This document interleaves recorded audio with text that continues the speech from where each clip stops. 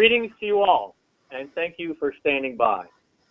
It is my pleasure to welcome you to our webinar, Data Intelligence, Realizing the Value and Potential of Your Data Assets. My name is Al Salchunas, and I will be the moderator for today's discussion. Before we get to the presentation, I do have a few housekeeping items. During the presentation, all participants will be in a listen-only mode, so no need to put your ringer on silent. Also, today's webinar is being recorded and will be made available on our website by next week. Although lines are muted, we do encourage you to ask questions during today's presentation. Please submit any questions using the questions window located on the right side of your screen. Type your question into the box, click send, and they will be sent directly to a meeting organizer to queue for the Q&A session we will host at the end of the webinar.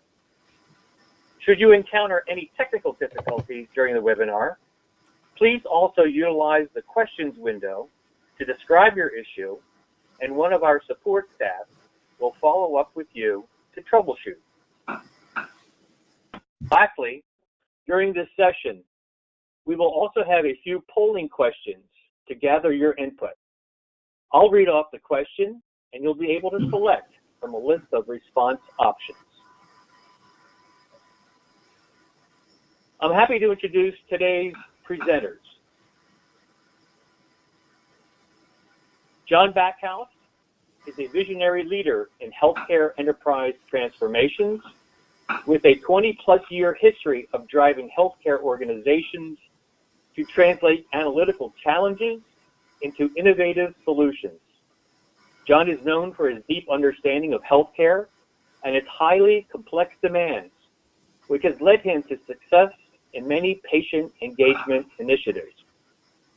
John's comprehensive operational and systems experience offers clients a unique and extensive understanding of how the multiple players in healthcare operate, collaborate, and succeed.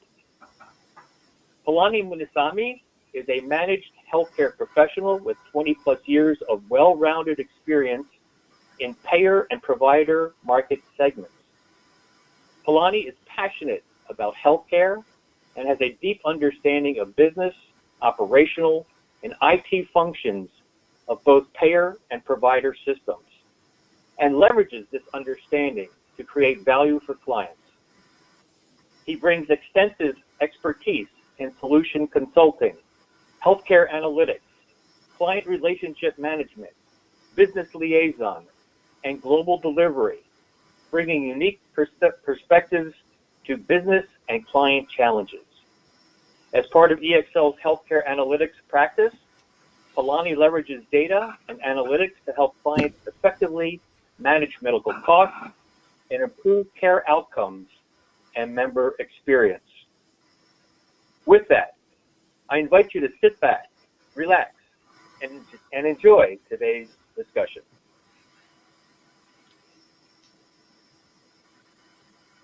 Good morning, everyone. This is John. I'm going to start off by just setting the scene. As today's healthcare organizations across the ecosystem is becoming extremely dynamic and challenging in the way that we manage, collect, and assess our information, which becomes our core asset of decision support. So I would like to just start off by outlining the landscape. We have multiple systems across the enterprise. Each one of them, whether or not it's purchased, bespoke, homegrown, has got a form of a dictionary.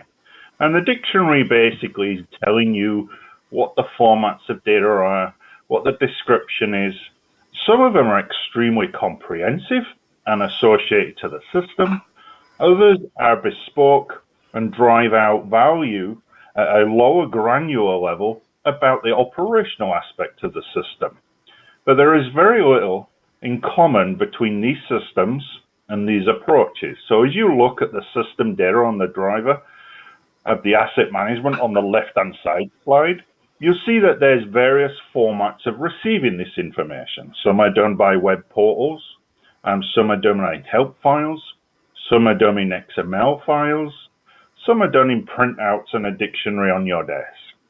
Others are called services where metadata might be pulled forward and it might be shared across.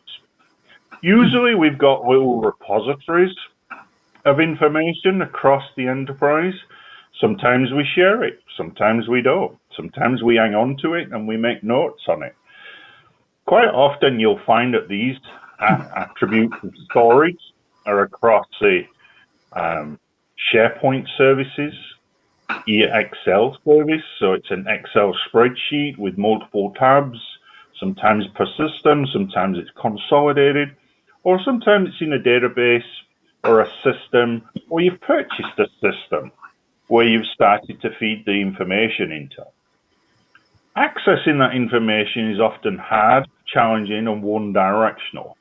As you bring that information, which you've managed, spent multiple hours manipulating, cleaning, translating, it's very, very difficult then to get that information out on a disseminated enterprise and enabled manner. Whether or not that is through electronic interactions as APIs, service bus calls, or even just a transactional update to the metadata. It's difficult, it's hard to manage, and quite often it's very vanilla in its approach. That information is your asset, and that asset drives value. The value drives decision support with a lineage across the enterprise. Imagine being able to have it user-driven, where the information is at the forefront of everything you do, in a manner in which you can consume it, whether or not that's mobile, whether or not that's on a portal, but it's consolidated to a point where it becomes your Amazon, your Google of the world, where you search an aspect of a data element and you look for the description associated with the code sets and translations, with where it's being used, how it's being used, and where it is across the models of the enterprise. So not only do you have a precise and concise description of each attribute, you have a methodology for being able to access it. And that needs to be managed. And we're going to go through now some of the processes we've defined as key attributes of managing the information across the enterprise. We know that data is a challenge to be able to get it from the systems, bring it from siloed organizational pieces, whether or not you have it internally or externally. That information makes your information usable and manageable.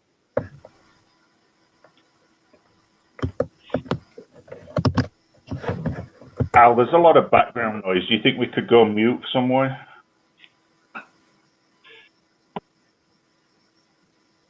As that information is being brought in from multiple places with zero standardization, and quite often a lot of the assets are in how you've managed that information to make it fit for purpose.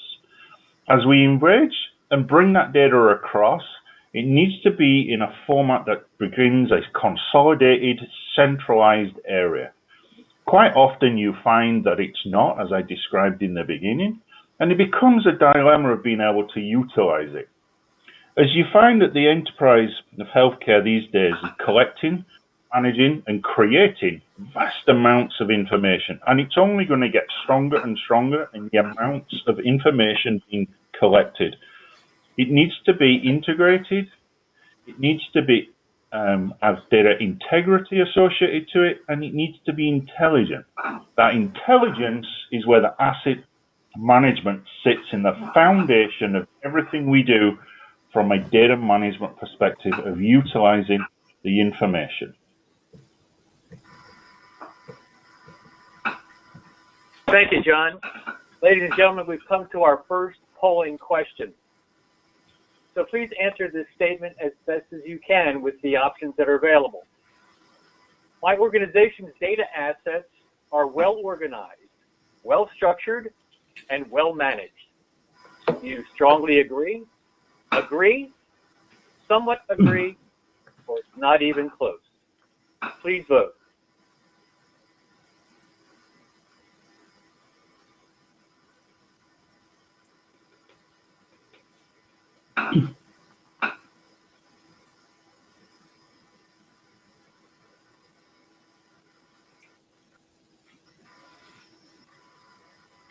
Palani, would you like to share your thoughts? Sure. This is Palani Sami. Good morning. Interesting results, evenly distributed. To a large extent, this is in line with recent findings from a survey of 60 plus C-level execs from Fortune 500 companies conducted by New Vantage Partners and was published in Harvard Business Review. And in fact, 72% of survey participants reported that they are yet to forge a data culture in their organization.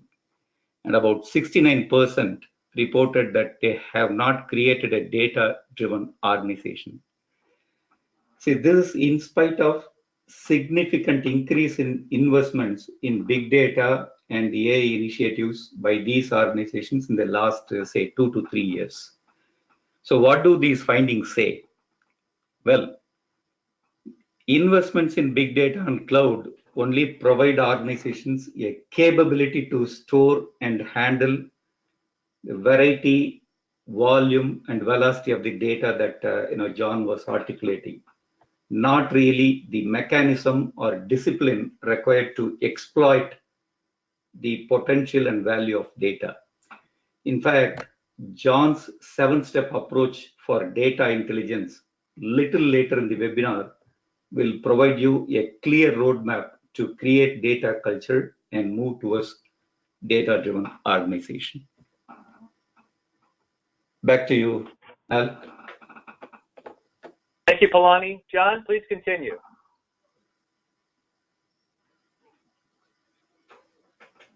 As the enterprise begins to collect information, often we quite clearly see across our industry and across the ecosystem that everybody is collecting information, but it's information poor in the way that it is consumed, used, and disseminated for utilization. Here's a quick survey of where it's becoming challenging across.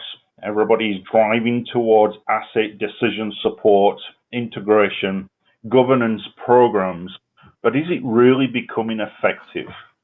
So let's look at how we would get to an effective method of taking information from systems, creating a rapid way of disseminating information, and then being able to make sure that the assets are managed. If we follow this step and we go from a sort of a 1 to a 7 in a unique process, sometimes you'll find that you can't quite manage one of the steps. You can't quite define all of the steps in one of the processes, but it's a journey. You've got to think about the way that we make information intelligent and a journey we go through, and we constantly go through it in different ways. So we would identify what we need to be able to consume. So we're taking some definitions and information from a claims perspective, and we're taking some clinical data. Okay, where would we get it from? We would capture that metadata probably from a predefined specification, and we would probably go to the EMR and pull the data dictionary. So now we've got 2 versions of what we're looking at. So we would look at the metadata in the way that we are going to concise and precisely govern it, but we would also be able to say, can we answer the question we need to answer with it? Quite often I find that the hardest question to answer is, when is a patient a patient? When is a member a member? And you'll get, when you go through that analytical process of understanding the data element against the consumption and the description and maybe a set of codes, that it's not wrong to have multiple views of when that information is consumed. So you're mapping it back to the data element to be governed against what is it we want to be able to process. And as we process it, We can then say, well, what is the user consumption of this intelligence, of this information we have defined as an intelligent component of the enterprise information management strategy? Having multiple descriptions of the same data points is a valuable way of engaging the business. So as you identify, capture, connect, analyze, and map, you then apply the governance. Who owns it for consumption in the glossary? Who would unify it? And then as you publish it, that intelligence information being published, you'll find that you've got maybe a finance individual with the same data points with a unique view in the way that they consume the same data points as a clinician would. But the data points themselves, the description of when and what starts and where it's calculated, is only driven from the business consumption perspective. But the data dictionary, the cataloging, and the quality of information is a process in which we would do from a service perspective of making that data fit for purpose. Again, if you follow the 7 steps throughout and you collect the information from the dictionary perspective against the catalog, against the quality of how you've transformed it and made it fit for purpose, and then publish it, you'll be able to go through this journey in a seamless way of adding value.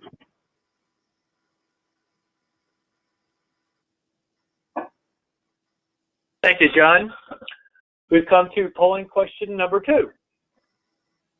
Where does your organization stand in its enterprise-wide data management, data governance, and data insights journey? First answer, we have a very mature data intelligence infrastructure, or we're underway but are dealing with a few bumps in the road. Plan is in place, waiting to be implemented, or we have not started at all. Please answer.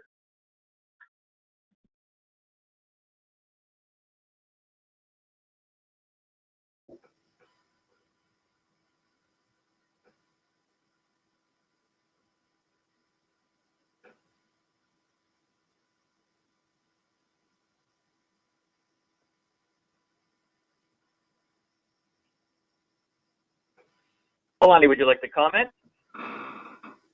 Sure.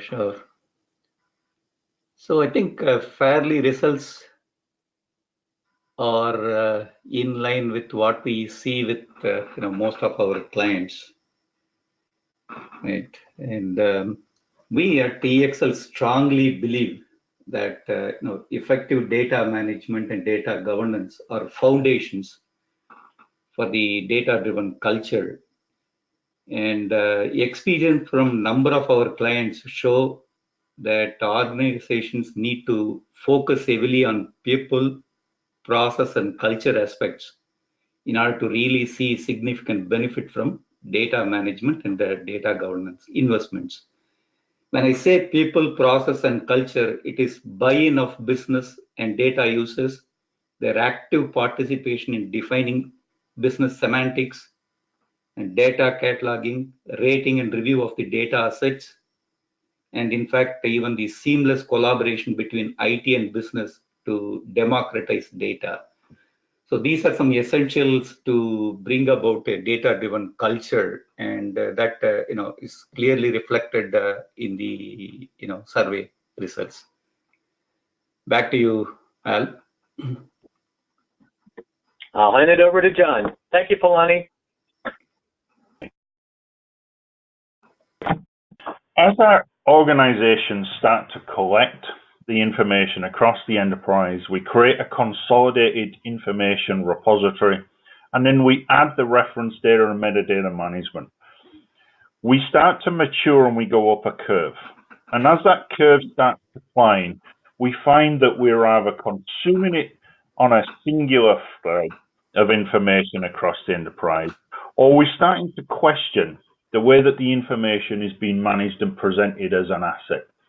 Each organization will have a different maturity level and a different perspective of the consumption of information rather than the presentation of information.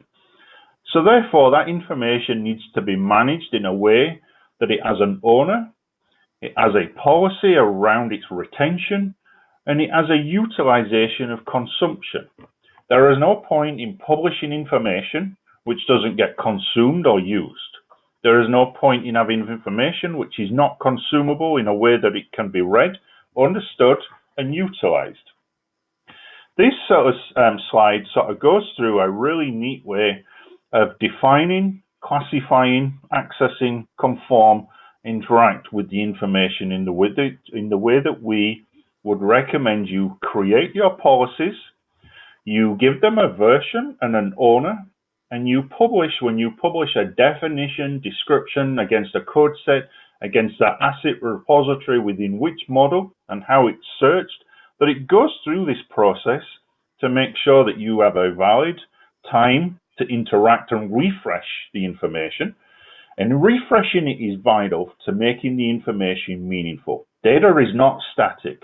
It's very dynamic in the way that it is produced and the way that it is consumed. If you just publish something and come back to it in 10 years, I guarantee that 99% of it is not getting utilized or is out of date or it becomes as zero value across the enterprise. Use the process to be able to describe the information asset, where it is used, who would use it, and maybe give examples in the classifications and structures of what you want and think it would be from your business perspective of how that information is adding value.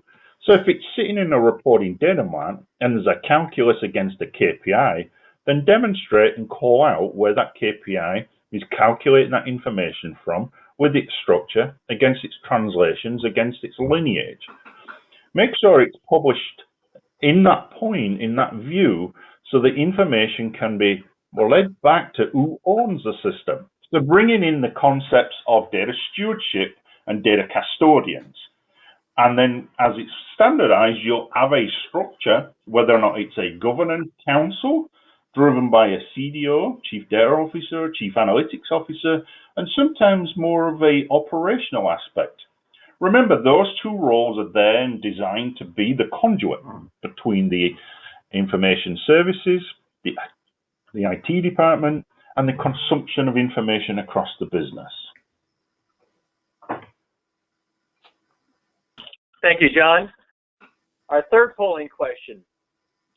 My organization's biggest challenge towards data intelligence is disparate, unstructured, non-standardized data sets, a lack of understanding of how the available data maps to business intelligence, a lack of policy procedures related to the privacy, poor analytic tools that thwart our efforts to mine business.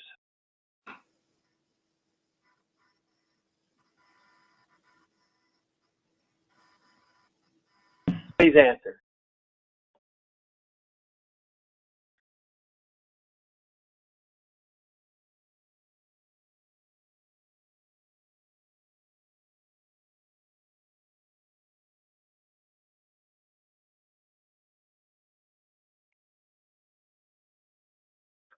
Palani? Sure. Disparate, lack of understanding. So majority is falling the first two categories. So this is something we see broadly across our clients, across the industry vertical as well. And lack of policy and procedures related to privacy. That is an interesting development that we have not seen much in other places. So let's go through the rest of the material, and in fact we will see some interesting material around how each of these areas can be addressed.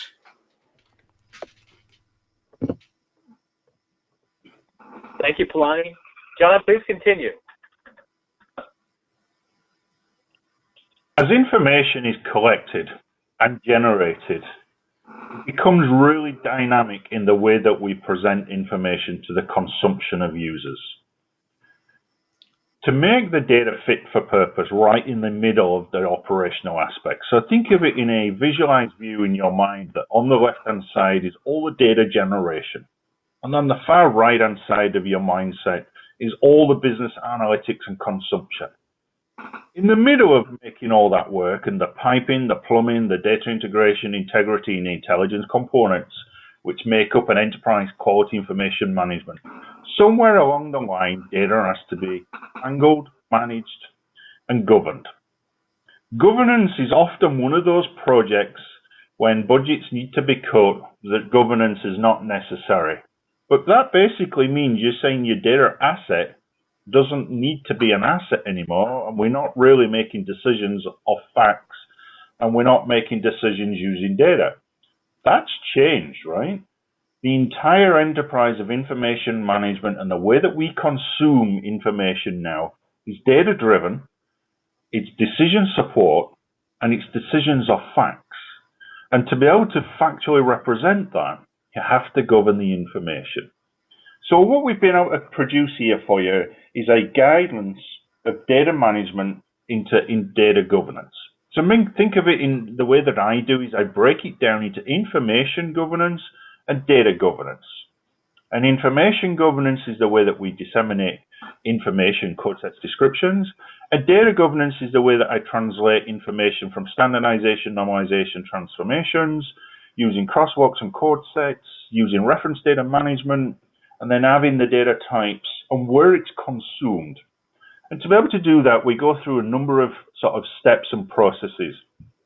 Again, remember, this is a journey, and that journey is imperative for bringing information into a single central repository, governing it with policies, procedures, and aligning it with your governance and information security prospects and protocols, whether or not you're driving and initiating something like GDPR, where you're actually putting data custodians across it, and someone owns the information where you check in, check out, where it's governed to a point where you know that where that data is, who's using it, why they're using it, why do we retain it, and what are we actually doing with it, and should we be keeping it?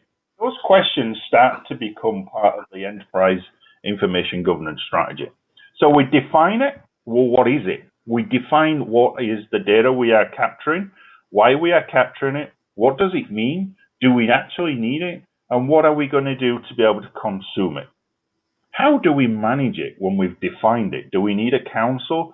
Do we bring in system dictionaries and consolidate? Do we need to create our own enterprise dictionary description so we translate in it? And then we apply it. We apply different rule sets, standardizations, normalizations, transformations to the data sets.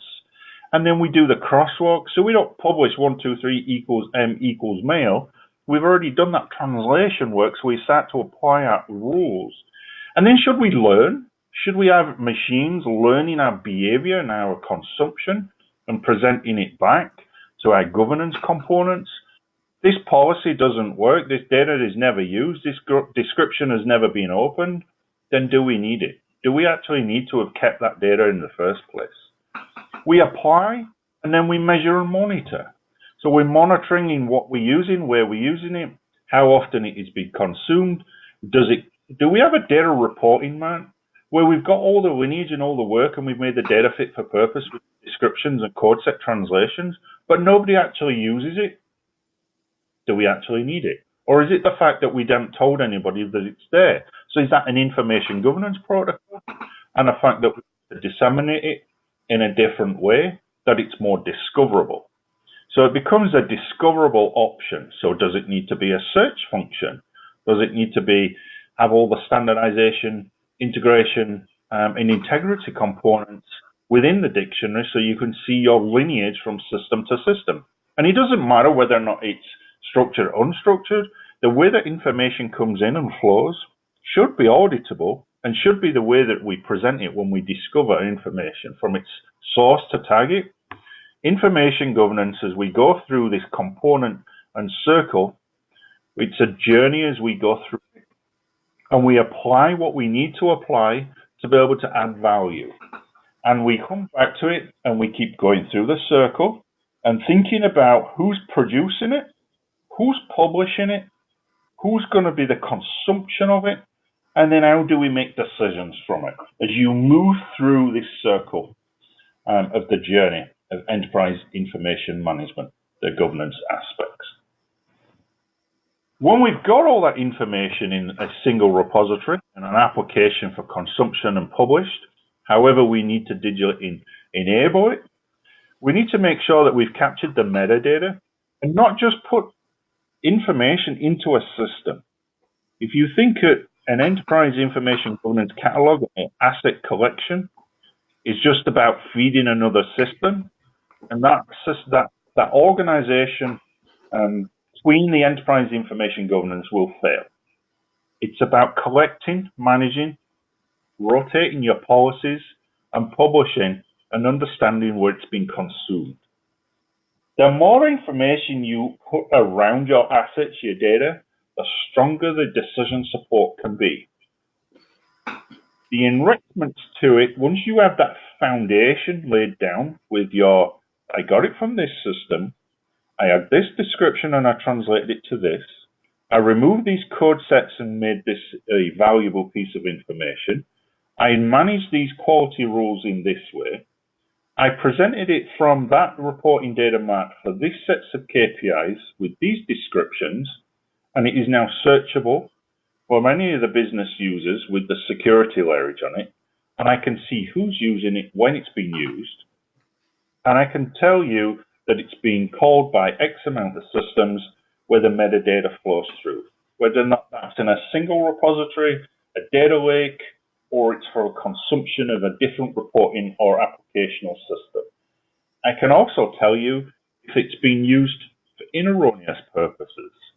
So you're adding value, you're adding extra layers on it, and you're demonstrating how easy it is to consume the asset, to make decisions with a lineage back all the way through the council, to the governance, to the data steward, to the data custodian, to the actual consumption of improving the quality of care at the right time, for the right place, for the right member or patient.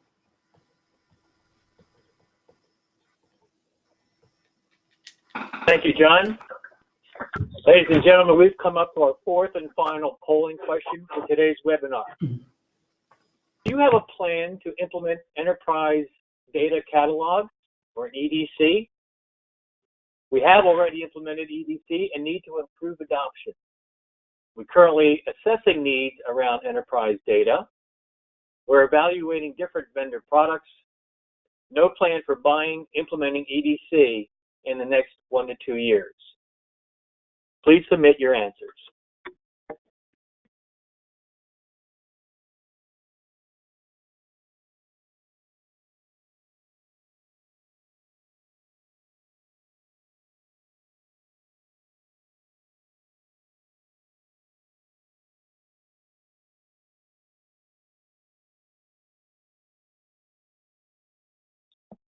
Kalani, care to comment? Sure. Interesting results. The first two categories taking about 57, almost about 60%.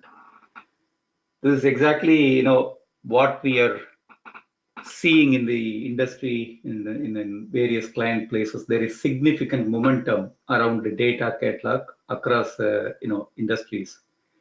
The reason being, in the last 10 years, the complexity in data infrastructure has increased multifold, right? One big data lake, on-premise, cloud, along with the legacy platforms and the enterprise data warehouses.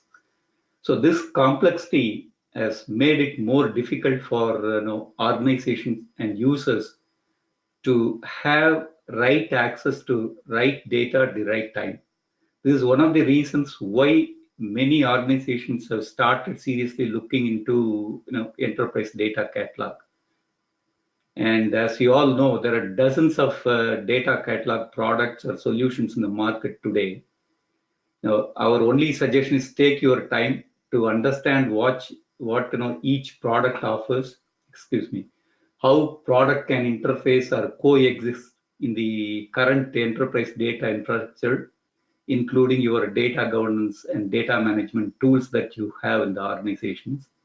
And also look at what are some key challenges that data users and business face in terms of implementing any analytics initiatives, and what are their wish lists, and then start talking to or looking into demo of some of these selected vendor products in the market. Even if you don't have a plan to invest, that I'm seeing in 43% of the client, has responded. There is no harm in starting this discussion with vendor partners around data catalog. So back to you, Hal. Thank you, Palani. John, I'll give it over to you. As we start to come towards the conclusion, information is the core assets of every decision support across the enterprise. Information needs to be managed. It can't manage itself. It can't just be disseminated from source to target. It needs to be managed in the middle. You may think that it's a all-encompassing master data management perspective and it needs to be this big beast. It doesn't. It can be a small journey. Take one domain at a time. Take one set of KPIs and go backwards. Go from the right, from the business consumption, and go to the left. Work your way through domain by domain, adding value, adding the metadata, adding the descriptions, and seeing what the business needs, or the business analyst or the data analyst needs to be able to make an adjustments to the KPI portfolio. Think of it from an end-to-end by domains. Each domain, for example, might be patient. Inside of patient are subjects. Subjects might be demographics, addresses, date of birth, etc. Think about how they are described. Some of them are pretty straightforward and can be consumed, but others are not as straightforward in the way that they are calculated or collected. Some systems, as you extract the data, are in code descriptions and definitions will have to be translated. So think about how you enable. Can you manage that internally without it taking forever to do? Think about how vendors could be supportive from a thought leadership, from a best practices, or from domain expertise of the knowledge of the information for consumption. Think about how you put that data foundation right at the core. So everything comes in, everything goes out through one core, and it's the way that it's described, managed, policed, regulated with your security. But remember one key thing. Make sure it's scalable and flexible. You're not just feeding another system. It's not a system of record who owns all the information from an enterprise governance perspective. Unless you're operating your entire business from one system of record to the end, then that statement wouldn't work. Systems have different descriptions, different ways of describing things, different ways of holding things from a data perspective and an information perspective. Think about how you, once you've fed the information into the system, how do you get it out of the system in an automated and published consumable way? Remember, everything needs to be managed. If it's not refreshed, just like a website, if you put the same information up and you don't come back and refresh it, it becomes stale, it loses interest from its audience, and people stop using it. So remember to keep it refreshed, keep it up to date, keep a log of what you've changed, how you've changed it, and what you've done with it. Remember, you can use it from a departmental perspective all the way across the enterprise.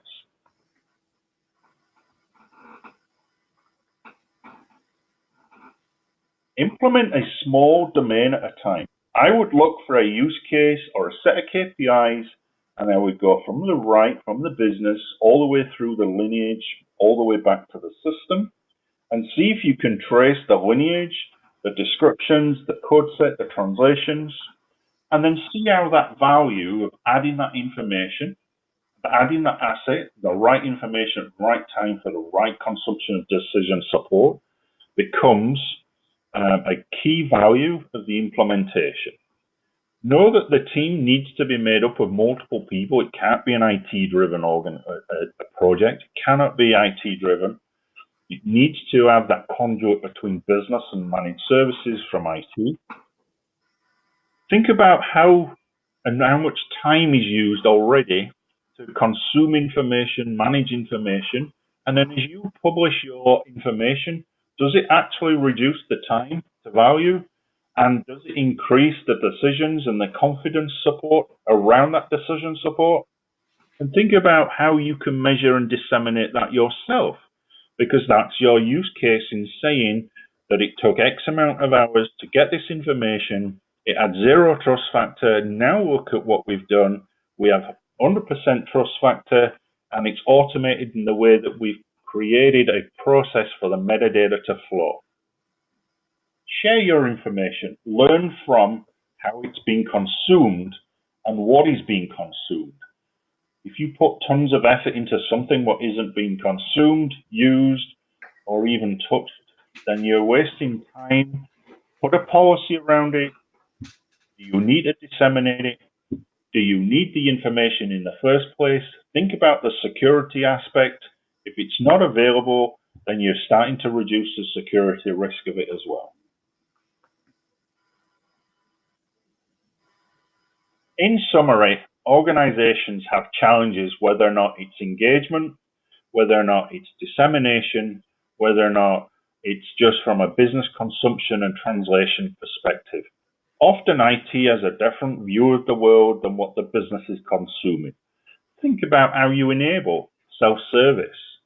If I was to be able to give a self-service aspect out for the business to consume and a loop for feedback, then you can maintain your publications and improve your information and your data governance as you go through the enterprise information management. Use the 7 steps. Remember, it's not all encompassing. Follow the 7 steps to the best of your ability for the domain and the subjects, for the pilot and the process, as you go through the quality information system as a central repository. Think about how those 7 steps will enable you. Think about how those 7 steps will engage with the business.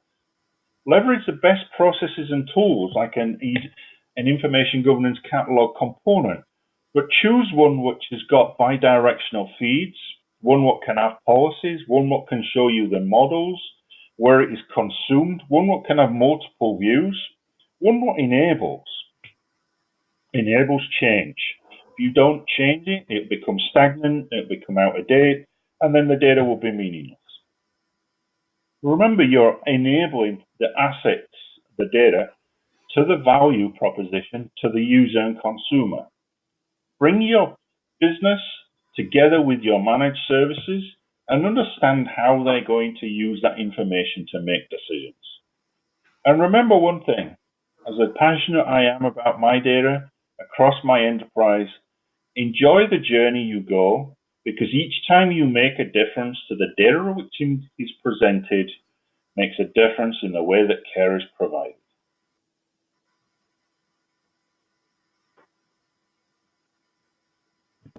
Thank you, John. Thank you, Palani. Ladies and gentlemen, we will now be entering our question and answer session. As a final reminder, please submit your questions using the questions window located on the right side of your screen. We do have a question or two, and let me start off by asking John and or Palani, who needs to be involved in developing an organization's data policies and procedures? Al, that's a great question. And everybody from the business perspective, if you're setting up a enterprise information governance council, then that should be represented by your business consumption, by your IT or your managed services. And then you could also think about how you engage, whether or not it's your member or your patient inside of that panel. Because quite often you find the wrong information causes patient or member abrasion, and even a provider abrasion at that point of having the information in the wrong place at the wrong time.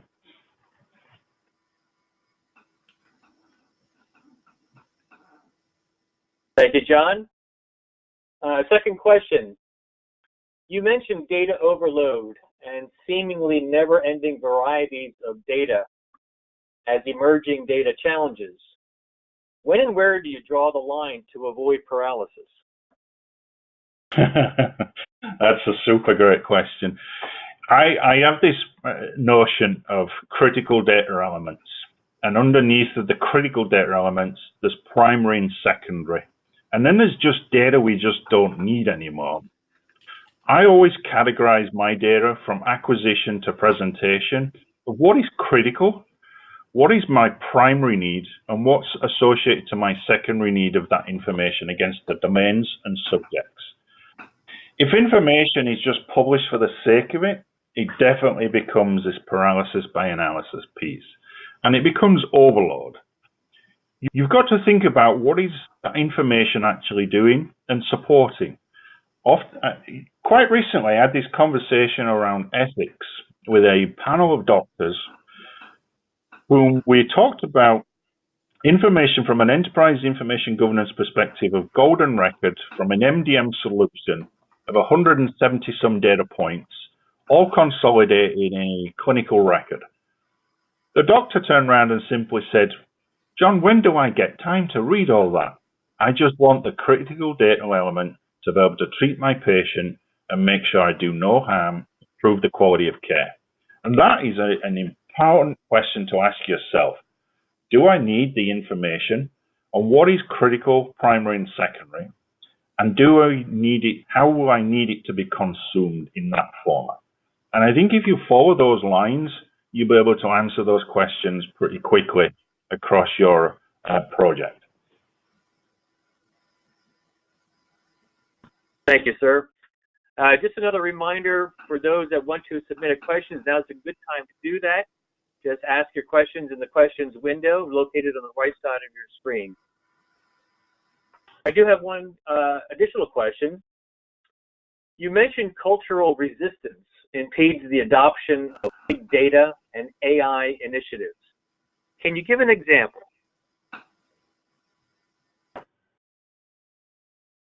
I think everybody in these days thinks that AI is going to replace a human being. And when you start driving and talking about RPA, robotic process automation with AI, everybody starts to become really nervous in the way that they're going to replace me. The big data lake is going to be fed and consumed and managed, and all the outputs and all the reports are going to be done in an automatic artificial intelligence with deep learning. And I think it's one of those cultural aspects where change, unknown change, becomes a fear. When we all know that that's not really the case. The case is that machines will learn and give insight and support us in the way that we work.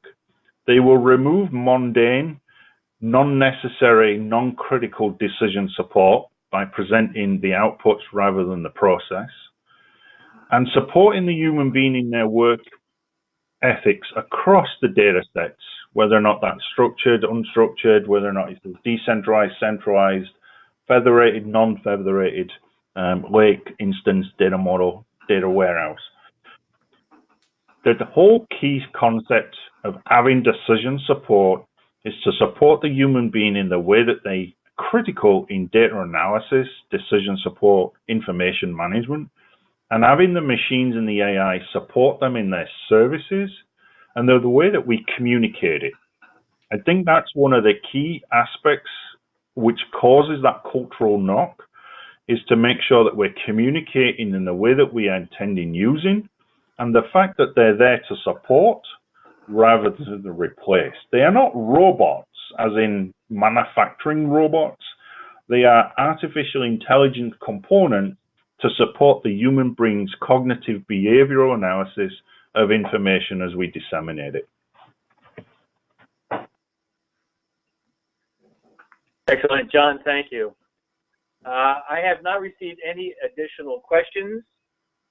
Any final comments from you, John or Palani, before we end this particular session? I wish you luck in the embankment of the journey. It is a challenging aspect of being able to own all that asset and make it fit for purpose. Please don't hesitate to reach out to us if you have questions, if you have challenges, and you just need guidance and support. Thank you, John. I'd like to thank the audience for taking the time to join us today. If you'd like someone from EXL to contact you about what you've seen today, please click on the Get in Touch button on our webpage www.exlservice.com/data-capabilities. As a reminder, today's session was recorded and will be sent along to you in the coming days. Ladies and gentlemen, this concludes today's webinar. Thank you for your participation and have a wonderful day.